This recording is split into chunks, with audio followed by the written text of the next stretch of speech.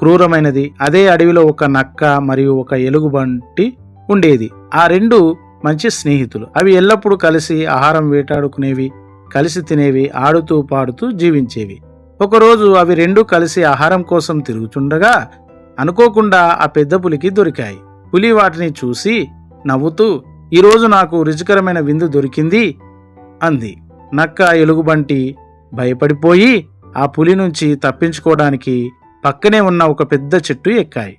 పులికి చెట్టు ఎక్కడం రాదు. అది కోపంతో కింద నిలబడి పైకి చూడడం మొదలుపెట్టింది. అప్పుడు అది ఒక ఉపాయం ఆలోచించింది.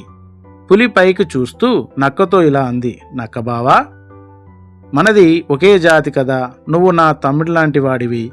ఈ ఎలుగుబంటిని చూడు, అది నీ జాతి కాదు, దానికి కొంచెం కొవ్వు ఎక్కువగా ఉంది. దాన్ని తిని నేను వెళ్ళిపోతాను, నువ్వు కిందికి దిగిపో" అని అన్నది.